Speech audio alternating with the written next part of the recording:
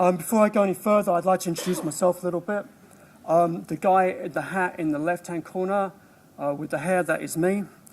I'm a secondary school teacher here in Wellington, and I've been around a bit. I've taught in 4 countries, and that picture with the hair is in Papua New Guinea. I've also taught in Tonga, I've taught in the UK, and now I teach here in Aotearoa. My school subject is English, but actually I'm most proud of my family. My daughter's working here in town. She's working at the Treasury. My son's in Melbourne. He's doing a PhD in the sociology of plastic. And my wife, she works as a primary school teacher in town. And in my school, I wear a number of hats, one of which is the specialist classroom teacher, or I get called the SCT, or the old man, or the guru, or Yoda. In essence, this means I spend time with staff supporting them to improve their teaching and learning. If you average it out, I spend about 2 days a week doing that and 3 days a week working with kids. And I learn a lot. And I'm interested in tertiary education because that's where most of my students are heading. And it's my job to help prepare them. And to pick up from Joe, as specialist classroom teacher, I've got a bit of a mantra. And it's this: if you as a teacher could be replaced by a robot, well, you deserve to be. In other words,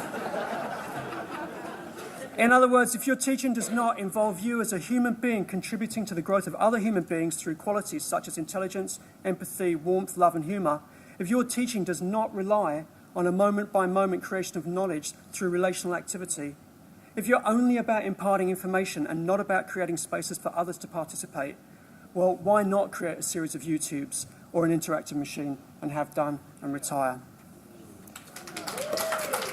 In my view, relationality is the future of work and learning. At least it could and it should be. We need to place more value on relationality in our institutions, particularly in our day-to-day interactions.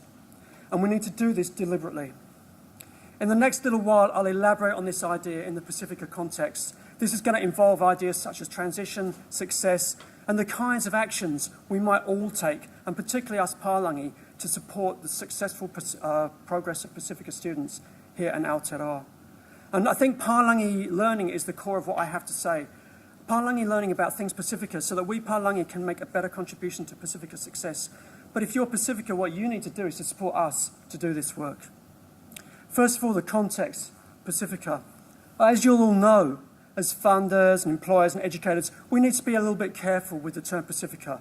Recently, I became a doctor. It's still a bit weird. My kids call me Doc instead of Sir, and I'm just still getting to terms with it. But the short title of the thesis was, what is Pasifika Success as Pasifika? Well, that title assumes that, like the idea of Māori, success as Māori, different groups, as well as different individuals, have their own ideas about success. It's a matter of diversity. Māori are actually many iwi who have many divergent ideas, and with Pasifika, the picture's even more complicated. Under the Pasifika umbrella, as Tanya Samu-Went has termed it, there are many island nations, there's many generations of migrants, there's even an argument for a Pasifika ethnogenesis, that's a new Pacific identity specifically developing in urban Aotearoa. Contextuality is the key element when thinking about Pasifika. When we think about being deliberate about relational activity, we need to educate ourselves about who we are relating to in all its complexity. And to do that, we need to know ourselves. We need to know where we come from and what our values are, because relationships are two-way structures. In my own case, I'm from London. You can probably tell that. I was brought up in an individualistic culture. After all, Margaret Thatcher, who was Prime Minister when I was around in England, said there is no such thing as society. I come to Pasifika education and Pasifika relationality from a position of ignorance. I can't claim any great expertise about Pacific concepts or Pacific life, and I'm an outsider to the Pasifika world. I can only claim to know about my own learning. And the reason I'm involved in Pasifika things at all is because I'm invested in the success of my Pasifika students. And what I've learned about Pasifika education has been the product of deliberate action and deliberate reflection, and it's also been the product of strategic alliances. And I think some of you in this room need to think about making more of the strategic alliances you can make with Palangi who need to learn. I've adopted a relational position. I've tried to have one foot in each camp and try to work to make the worlds relate positively to each other when it's an advantage to my students. It's an outsider's view, the thinking of one who edge walks between the Pacific worlds I encounter and my own. That's my contribution today. Well, transitions. Within the context of Pasifika education, transitions are key moments. We know that transitions are times of vulnerability for every student, and it's particularly true for Pasifika students if you read Dr. Cherie Chu's meta-study, which was called An Analysis of Recent Pasifika Educational Research to Inform and Improve Outcomes for Pasifika Learners. If you want to find it, it's on Education Counts. There's some obvious structural reasons that transitions are an area of concern for everyone, because change is never easy. But what's specific to the Pacific experience?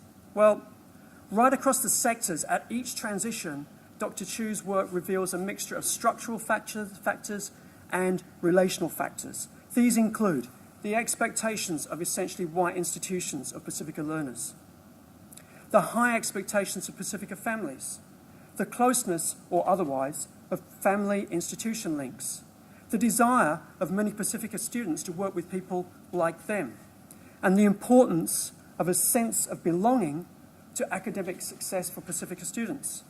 At transition points, a renegotiation of many of these elements is required, and a renegotiation of relationships and the kinds of relationality expected in a new institution, that has to be rethought as well. So my question is, what's the responsibility of institutions on either side of the transition to provide support for Pasifika students?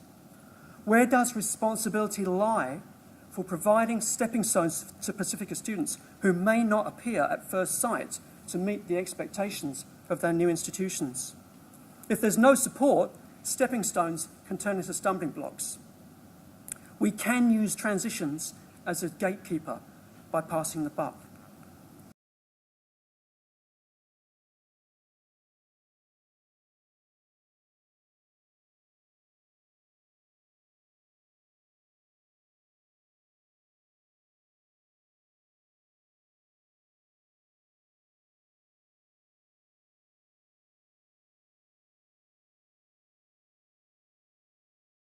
Employers blame tertiary, tertiary blames secondary, secondary blames primary, which blames ECE, and ECE probably blames the parents. I'm not sure about that one. There's no future in passing the buck. The challenge is, what do we need? What do we need to learn to help our Pasifika students on their journey to success? If we assume that all Pasifika students can learn under the right conditions, we can do a lot. For instance, we can change the conditions of learning. But we need to know what matters and to not make assumptions. We need to learn what success is so we can support it, because success is not universal. It's the achievement of goals you value. But the goals we sometimes strive to achieve with our own students may not be their goals. A narrow set of pass-fail statistics, they frame institutional goals, but what might Pasifika success look like? In my view, the best way to learn what matters in any context is to ask those involved. In this case, it's Pasifika students and Pasifika parents, and this is where transition meets my learning. So while researching my PhD, I spent a lot of time and I ate a lot of pies with about half the Pasifika students in my secondary school in their first year. These are students in transition, and what I learned about was what mattered in their primary education and in their secondary education. Although there was a transitional change in educational sector, what they described as success was fairly consistent across the boundary. And I can't see any reason why their ideas would significantly change when they come to tertiary. And as you'll hear, actually, research backs that position. So what did I learn about Pasifika success? Actually, the first thing I learned was that when Palangi people listen to Pasifika people, they generally do this in Palangi terms. A lot of the literature talks about relationships being important in Pasifika education. And English-speaking Pasifika students use the word relationships, as do researchers. And some research suggests that individual teachers have the right personality to make strong or good relationships with Pasifika students to the Pasifika students' advantage. For instance, Hawke, Hill and Sutherland in 2002. But does relationship mean the same to everybody? Is it possible to rehear Pasifika students when they talk about relationships so that we can answer these questions? Why do Pasifika students seem to value relationships more than Palangi? Or Why are relationships so important in transition for Pasifika students? I learned a little bit about the VAR, that Pacific origin relational concept which sees the entire world through a relational lens. And then what my students were saying made a bit more sense to me. I tried to hear through Pasifika ears as best I could. Through VAR and the ethic of caring for relationships, the expectation rather than the preference for positive relational experiences in education that emerged as a main theme.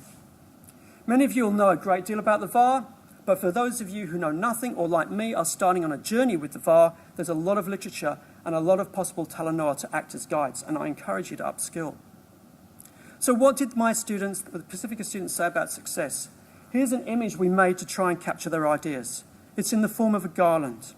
The idea of a garland is that it can be gifted as part of a malanga, a journey with a purpose. I learned to make sense of Pasifika education as a journey with several stages or transitions.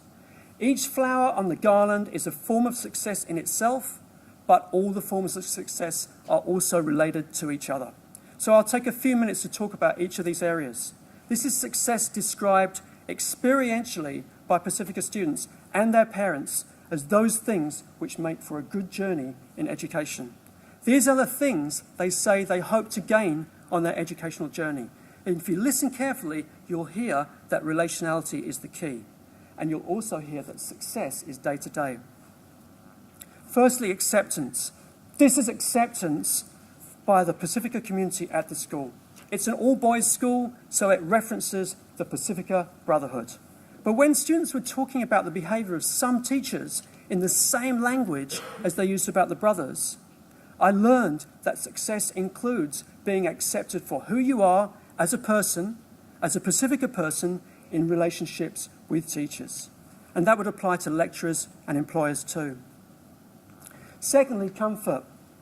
This is being in a space where you are accepted. This is success as being able to be yourself, to not have to check yourself, but to take risks. By definition, learning is about taking risks. Learning is encountering the unknown. It's hard to take risks when you're emotionally and spiritually uncomfortable, but it's easier if there's nothing else to worry about. The learning space is a relational space, and comfort is relationally generated, and that's why we all have a part to play in it. Thirdly, participation. When we started the research, teachers had been telling parents that their sons were quiet and shy, but the parents made it clear that actually this behaviour is environmental. In the right circumstances, the boys would take part and they would make a lot of noise in their lives. The boys themselves knew that participation, asking and answering, for instance, are important in learning, but they described the way acceptance and comfort encourage participation. They also described spaces in which they shut down and became the stereotypical quiet brown boys in the back row. And this begs the question, does the stereotype belong to the Pasifika students, or is it the stereotypical behaviour coming from the kinds of environments that we teachers and lecturers habitually create? Next, we have extension of range. This is the notion that where you know the rules and are accepted, all is good. For instance, in your family, in your rugby team, or in your church. But education is about increasing the number of contexts where this is true. In a largely traditional and white school, this means learning the codes of a white education without losing the codes which are the source of your relational success in your community. Coming to a white space like our school or like Victoria University isn't an example of brown flight. It's not an example of leaving your people behind. It can be a case of travelling to gain an education which then comes back to your people.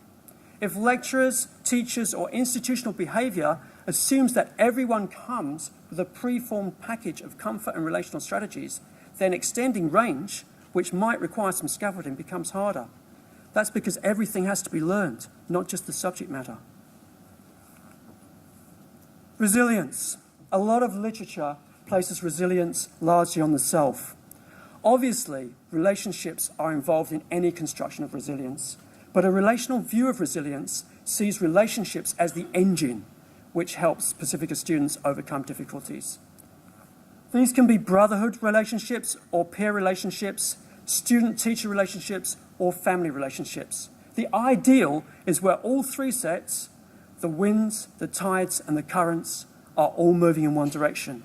And in that case, resilience is the Pasifika student born through the waves of educational challenge by coordinated relational strength. That's the ideal. Finally, achievement. Potentially supported by the other forms of success, but perhaps too often the sole focus of institutions, since it's the only form of success in the garland that's clearly measurable by others.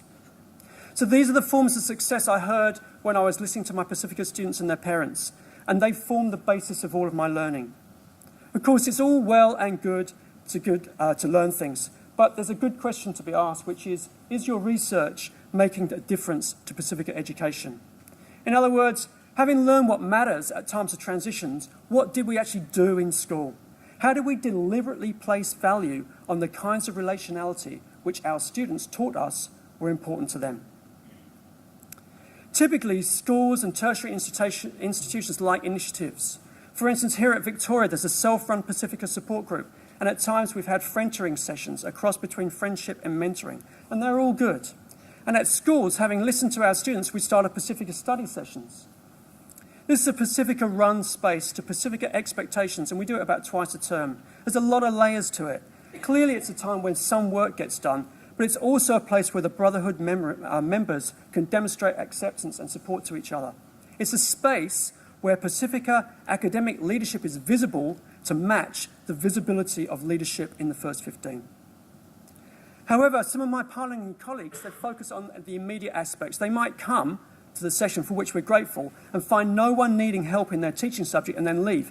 And in fact, the study session is a place to hang out and connect. It's a place where acceptance can be demonstrated so that participation can occur later. How much work can you get done in an hour anyway? How long can a well cared for relationship last?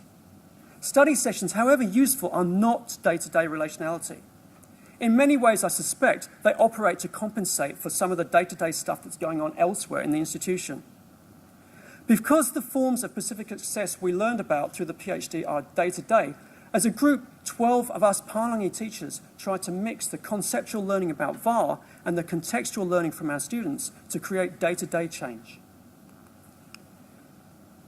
We began to learn about the VAR, and we began to implement some strategies suggested by our students which seemed likely to embody everyday forms of success. For instance, we tried to signal relationships of acceptance by smiling, using personal information to link to students, and so on.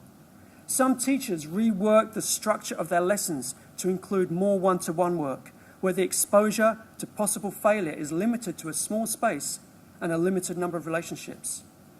Other teachers deformalised their relationships to one extent or another. This is challenging to teachers because, as one said, we have learned to hide behind the formality.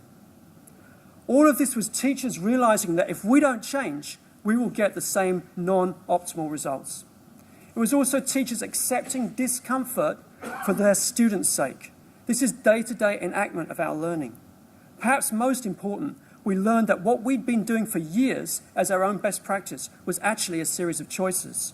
And by learning another, more relational view of the world, we found there's actually another set of options out there. Well, the research and actions I've described took place in the secondary area on the primary-secondary transition. But the idea of Pasifika success as a wide basket of things rather than solely achievement also applies in tertiary and adult education.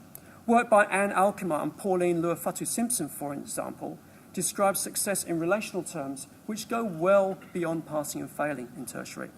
Like my boys, these researchers have focused on process as well as product. Anne Alkema, for instance, reviewed literature sponsored by Aotearoa from the tertiary sector, which valued strong peer relationships as a means to academic success.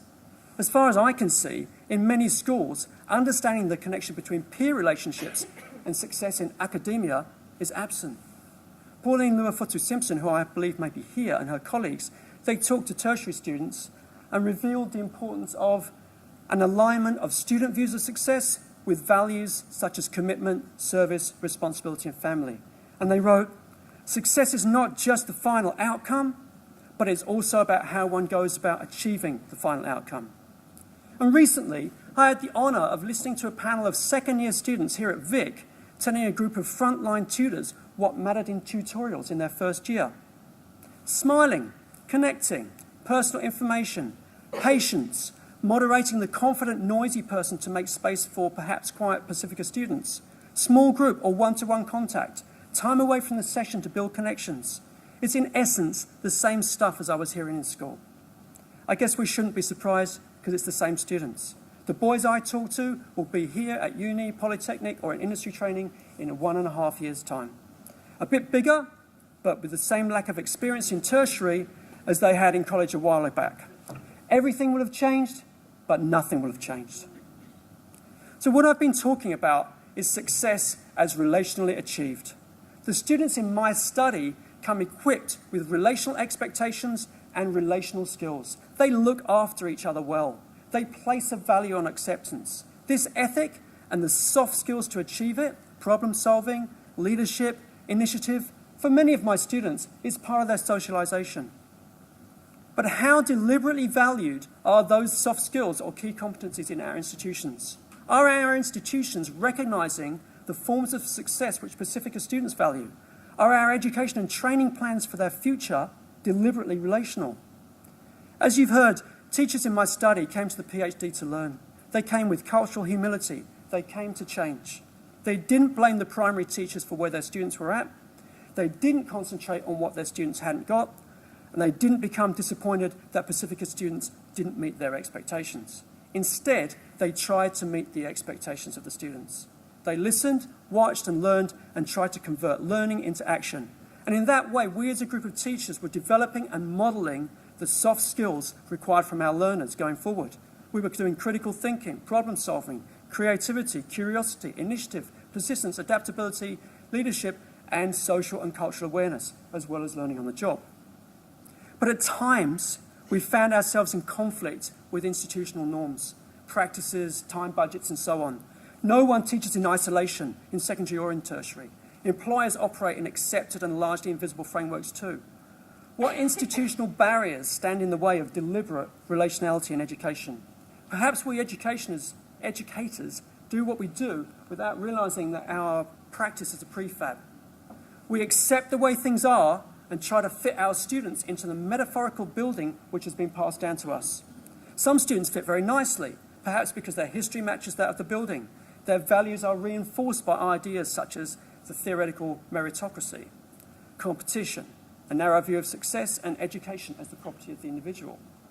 Others don't fit so well, and what they bring may be ignored, made invisible or excluded.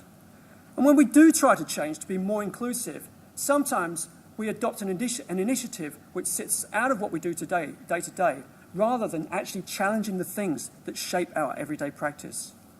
We understand our students' experience of education in our own terms because we fail to learn how else we might understand it. So we in education need to meet people where they are and travel with them where they want to go.